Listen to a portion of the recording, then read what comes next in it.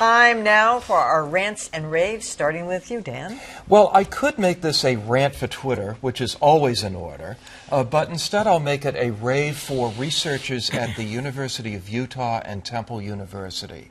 What they did was they interviewed more than 200 journalists, and about half of them are heavy Twitter users, and half of them weren't. And they found that the half that are heavy users were more likely to follow up and retweet anonymous tweets of news stories of dubious origin than they were stories from the Associated Press, which just seemed kind of mind-boggling. Maybe they verified it. Maybe they verified it. The journalists who were more experienced, even if they were heavy Twitter users, were more likely to click on the AP stories, and journalists who really don't use Twitter much at all were more likely to click on the AP stories.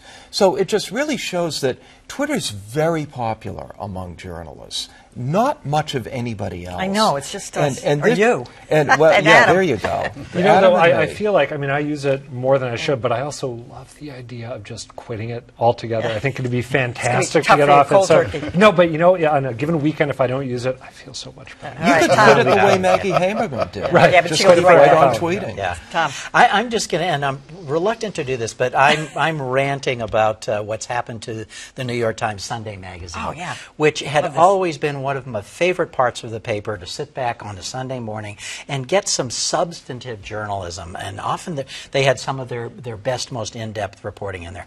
Under the new editor, not so new anymore, Jake Silverstein, I think it has become marginalized. It's pop culture. It's and this past Sunday, was the end for me. They did some kind of a typographical stuff where big letters, small letters jumbled around. It looked like, you know, a ransom note from a terrorist or something, where you pasted the letters out there. And I just started reading it, and I literally threw the magazine. That was the index. That was the index. But then every headline and every article was the same way, and I threw the magazine away. I still do the "This puzzle." is- what a shame. Yeah. You didn't hit anybody when you did that. I threw it to the recycle bin. Recycle It bin. landed. Yes, It landed. All right, Mike. Well, I have a Red Sox rant, and it's with TBS. It's not news per se, it will be sports. And that is the fact that when we have a game like we did the other night, they don't show the ceremonial first pitch before the game. I want to see the ceremonial first pitch. I want to see Bucky Dent out there throwing the pitch. I want to boo and hiss and make fun of Bucky Dent. It's part of the narrative of the game as a Red Sox fan, and I was denied. Why don't they? I was denied. They were showing instead their pregame show. They rarely show these moments. They showed it later in the game in the seventh inning for just a couple of seconds. But to me, this is one of the fun parts of the game. And I don't want to hear Pedro talking about 2003 anymore, 2004. I want to see Bucky Dent. And then when I saw it later, I had to go look it up online. You know, I booed and hissed then. All right, Adam. I want to rave for the Marshall Project, which does a lot of criminal justice focused reporting. They did a really impressive, I was going to call it a piece, but it's more of a package.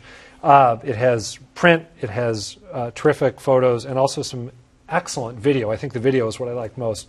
This is a package they did about how in Miami-Dade counties in Florida, there is effectively a prohibition on convicted sex offenders living anywhere. A lot of places have restrictions. You can't live within 1,000 feet of a school. In Miami-Dade, it is 2,500 feet of a school or a daycare center or a park. And that's effectively created this permanent underclass of convicted sex offenders who've done very bad things, living on the streets in the city, moving when the police are about to crack down on their encampment, and they just wander around in this permanent limbo. Obviously, this is a story in which there's kind of no good answer. Yes, these people have done their time. They remain, in many cases, people who have very disturbing proclivities that wouldn't make you want them near you.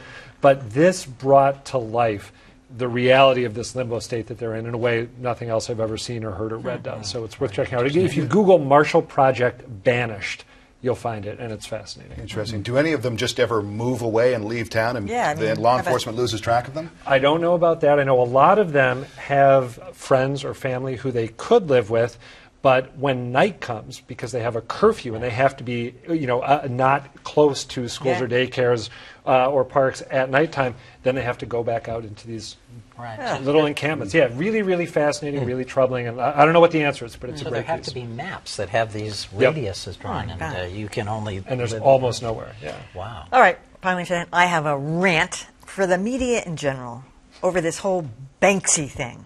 I really feel like we were duped big time, and that this deserves a little bit more serious investigation. I mean, this was a classic hoax.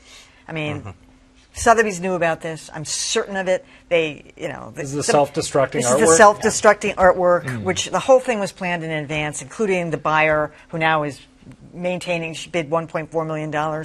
She's claiming it's worth more. I'm sure they all knew that was going to happen. Apparently, the guy who carried it in, there's this shredder on the back of this piece of artwork.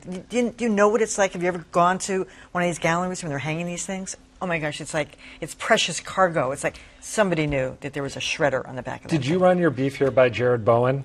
Jared agrees with me. Interesting. All right. Jared and I have discussed this. I didn't have to run it by him, by the way. Jared and I are often on the same page. Yeah, we both just knew. He has inherited my skepticism, by the way. It's performance art. It was performance art. Yeah.